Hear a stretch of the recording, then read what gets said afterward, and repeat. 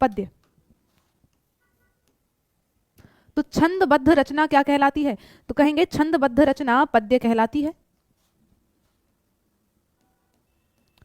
छंद से बद्ध यानी कि युक्त, बद्ध यानी कि बंधी हुई या फिर छंद से युक्त, छंदबद्ध रचना पद्य कहलाती है।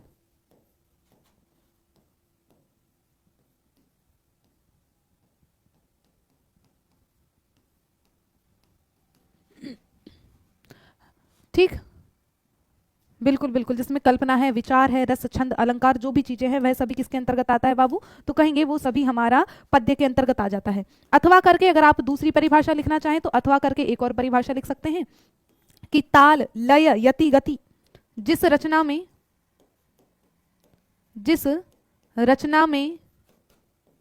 ताल, लय, यति, गति, आरोह अवरोह, उतार चढ़ाव जो होते हैं, आरोह अवरोह, छंद, मात्रा या वर्णों की संख्या का ध्यान रखकर, है ना, छंद, मात्रा या वर्णों की संख्या का ध्यान रखकर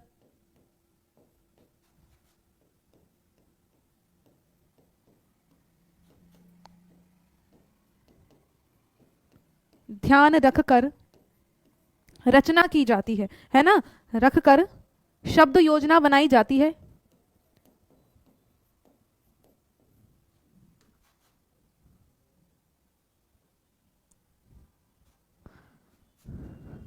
योजना की जाती है,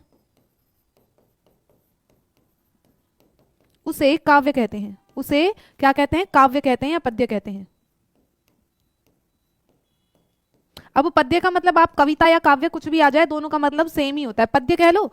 यति क्या होता है? यति का मतलब होता है विराम। जैसे कि हमने लगा दी कहाँ रुकना है, ये मैं विराम लगा रही हूँ, अर्ध विराम, पूर्ण विराम, ये जो विराम चिन्ह है इनको हम यति कहते हैं। ठीक है, अभी मैंने इससे पहले आपको छंद कराए थे संस्कृत में, क्या उसमें आपने ध्यान से नहीं पढ़ा है ना? तो वहां हो सकता है शायद आपके पास संस्कृत ना रही होगी, कोई बात नहीं। तो यति का मतलब होता है विराम चिन्ह आपका। ठीक है, चलेगा। अब आरंभ करें मैम। क्लास उससे पहले क्यों नहीं? अच्छा, कल क्लास इसलिए नहीं हुई, आपको पता होगा मेरे भी पैर में चोट लगी। मैं उस दिन आपको बता भी रही थी कि वो एक शादी में शराबी जो है मेरे पैर के ऊपर गिर गया था, है ना। उस समय तो ज़्यादा दर्द हुआ नहीं, अब धीरे धीरे वो 2-3 दिन से दर्द बढ़ गया ज़्यादा। तो मैं कल डॉक्टर के पास भी गई थी, उसमें मैंने पट्टी कराई एक। उसमें उन्होंने बताया कि जो घुटने की हड्डी है उस पर झटका लग गया, इस वजह से वो दर्द जो है धीरे धीरे अपने आप बढ़ता चला गया। तो अभी संडे और कल 2 दिन आराम किया, तो थोड़ा सा अब आराम है, धीरे धीरे हो जाएगा अपने आप रिकवर।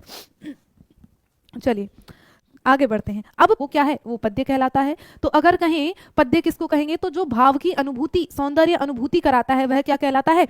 पद्य कहलाता है। और आचार्य विश्वनाथ के अनुसार पद्य की क्या परिभाषा है? कई बार पूछ लेते हैं, जैसे संस्कृत में भी जब हम पढ़ेंगे पद्य शिक्षण और हिंदी में भी, तो इन विभिन्न आपके जो ये आचार्य हुए इनके आधार पर परिभाषाएं कई बार पूछ लेते हैं कि आचार्य विश्वनाथ के अनुसार पद्य की परिभाषा क्या है। तो आचार्य विश्वनाथ कहते हैं कि वाक्यम रसात्मकम काव्यम, कि रसात्मक वाक्य ही क्या होता है? काव्य कहलाता है। वाक्यम रसात्मकम काव्यम, रस स्वरूप वाक्य ही क्या है? काव्य कहलाता है। यानी कि रस को काव्य की आत्मा इन्होंने कहा है। वाक्यम रसात्मकम काव्यम, यानी कि इन्होंने रस को काव्य की आत्मा कहा है। इनके अनुसार सीधा सीधा प्रश्न ये बन जाता है कि रस को काव्य की आत्मा किसने कहा? तो कहेंगे आचार्य विश्वनाथ ने रस को काव्य की आत्मा कहा है। अर्थात रस काव्य की आत्मा है, काव्य की आत्मा है। किसने कहा? तो कहेंगे आपके आचार्य विश्वनाथ जी के अनुसार ये कथन दिया गया है। किसके बारे में? काव्य के बारे में। और भी हमारे आचार्य हैं कुछ जो महत्वपूर्ण है। अगर आचार्य वामन की बात करें, कौन? आचार्य वामन, वो कहते हैं रीति आत्मा काव्य से, ये रीति को काव्य की आत्मा कहते हैं। आचार्य वामन के अनुसार ये कहते हैं कि रीति आत्मा काव्य से, रीति काव्य की आत्मा है।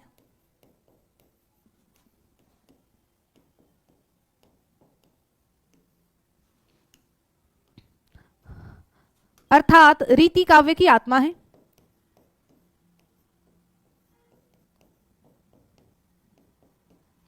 रीति काव्य की आत्मा है। एक है आपके प्रसिद्ध कौन? पंडित राज जगन्नाथ। पंडित राज जगन्नाथ जो हैं उन्होंने क्या कहा है? उनकी बस 3 कवियों की मैं आपको लिखवाऊंगी परिभाषाएं, 3 जो आपके आचार्य हुए हैं, काव्य शास्त्रकार हुए हैं, उनकी परिभाषा लिखवाऊंगी। बाकी है तो बहुत से काव्य शास्त्रकार, तो 2-3 याद कर लो, ये पर्याप्त है आपके लिए।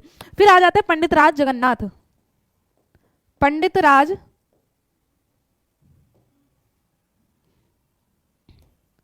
राज जगन्नाथ, ये कहते हैं रमणीयार्थ प्रतिपादकः शब्दार्थः काव्यम। पंडित राज जगन्नाथ के अनुसार रमणीयार्थ प्रतिपादकः शब्दः काव्यम। रमणीयार्थ प्रतिपादकः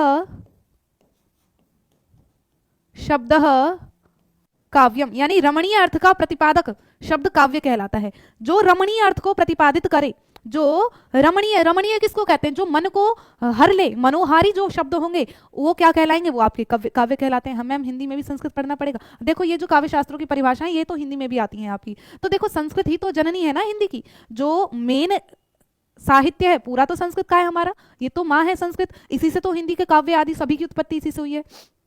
ठीक है, तो कहेंगे रमणीय अर्थ के प्रतिपादक शब्द काव्य कहलाते हैं। रमणीय अर्थ के प्रतिपादक शब्द, बस ये 3-4 परिभाषाएं याद करनी है, बाकी कुछ नहीं है।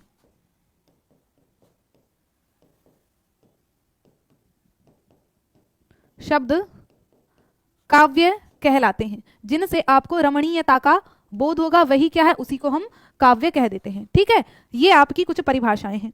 अब बात करें कविता शिक्षण के उद्देश्य। अगर हम कविता बच्चे को पढ़ा रहे हैं, ये है आपकी परिभाषाएं कि काव्य के, ये परिभाषाओं के पद्य किसको कहते हैं, पद्य यानी कविता शिक्षण अगर करवाया जा रहा है वो आपका पद्य शिक्षण है। अब इसकी कुछ परिभाषाएं काव्य कहते किसे, आचार्य विश्वनाथ ने कहा कि वाक्यम रसात्मकम काव्यम, यानी कि रस स्वरूप काव्य क्या है, रस स्वरूप है, उसमें रस की जो है काव्य की आत्मा, इन्होंने कह दिया आचार्य विश्वनाथ ने। आचार्य वामन कहते हैं रीतिरात्मा काव्य से, अर्थात रीति काव्य की आत्मा है। और फिर पंडित राज जगन्नाथ कहते हैं कि रमणीय अर्थ प्रतिपादक शब्द काव्यम, कि रमणीय अर्थ के प्रतिपादक शब्द काव्य कहलाते हैं। ठीक है, बस ये 3 वाक्य याद कर लीजिएगा। अब आगे देखते हैं काव्य के क्या क्या उद्देश्य आपके होते हैं। विभिन्न स्तरों पर इसको बांटा गया है कि विभिन्न स्तरों पर कविता शिक्षण के उद्देश्य होते हैं। प्राथमिक स्तर पर क्या उद्देश्य है, और आपका माध्यमिक स्तर पर क्या उद्देश्य है काव्य शिक्षण का, और उच्च स्तर पर क्या उद्देश्य है, उनको पढ़ लेते हैं। अगर कविता प्राथमिक स्तर की बात करें तो कविता के द्वारा आनंद का वातावरण पैदा करना है ना, कविता के द्वारा क्या है, प्राथमिक स्तर की बात कर दी, जो बच्चा है प्राइमरी लेवल पर, उनको अर्थ से कोई लेना देना नहीं होता, वो बस तुकबंदी के माध्यम से गा गा कर क्या है आनंद की अनुभूति लेते हैं। जैसे मछली जल की रानी है, जीवन उसका पानी है, उनको ये नहीं पता हम कह क्या रहे हैं, बस तुकबंदी हो रही है, बोले जा रहे हैं ट्विंकल ट्विंकल, ये तो खैर इंग्लिश की हो गई है ना। तो जो भी आपकी हिंदी की कविताएं हैं तो उनका उद्देश्य केवल गाना, आनंद लेना, आनंद की अनुभूति करना उनका उद्देश्य होता है। कविता गाकर अभिनय द्वारा पेश करना, जानवरों एवं पक्षियों की कविताओं को सुनाना। ज्यादातर क्या है, हम जानवरों और पक्षियों की कविताएं सुनाते हैं, क्योंकि बच्चे क्या है छोटे छोटे, वो पशुओं के साथ ज्यादा एक तरह से पशु प्रेमी होते हैं। उन्हें कोई भी छोटा पिल्ला दिख जाए, कुत्ते दिख जाए, है ना, बिल्ली दिख जाए, उन सब के साथ बहुत ज्यादा एक्साइटेड रहते हैं उनके साथ खेलने के लिए। तो उनको ऐसे ही जानवरों की और पशु पक्षियों की कविताओं को सुनाया जाता है, जिससे वो आनंद की अनुभूति करें, उन्हें दिखे कि ये क्या है, अपना अपना ही यानी कि एक तरह से सजीवता का आभास हो कि हाँ हम जो देखते हैं चीजों को अपने दैनिक दिनचर्या में, उनको हम पढ़ाई में भी वो चीजें हमारे आ रही हैं। जानवरों के वही नाम, बिल्कुल, आलू कचालू बेटा कहाँ गए थे, लाला जी ने केला खाया है, केला खाकर मुंह पिचकाया। गति यति लय एवं स्वर का ज्ञान प्रदान करना हमारा उद्देश्य होता है। समूह गीत के द्वारा एकता का परिचय देना, कविता के आधार पर भजन सुनाना। ठीक है, और माध्यमिक स्तर पर इसका उद्देश्य क्या है कविता शिक्षण का, तो कहते हैं भावों को समझने की क्षमता प्रदान करना। प्राइमरी लेवल पर कोई इसका उद्देश्य नहीं है, लेकिन प्राइमरी लेवल पर क्या है, मुख्य रूप से भाई बच्चे को केवल आनंद की अनुभूति करवाना, कहें तो केवल आनंद की अनुभूति और तुकबंदी आदि बच्चे को सिखाना, है ना। और भावों की समझने की क्षमता तो माध्यमिक स्तर पर आती है। भाव तो बच्चा जब माध्यमिक स्तर पर आ जाएगा तो वो भावों को समझना शुरू कर देगा, वहां बच्चा कविता का कंठस्थीकरण करना शुरू कर देता है। कविता स्वर उपयुक्त गति यति लय भाव एवं आरोह अवरोह का क्रम वाचन ज्ञान करना, और कविता को रंगमंच के माध्यम से पेश करना, ये इसका उद्देश्य हो जाता है। ठीक है,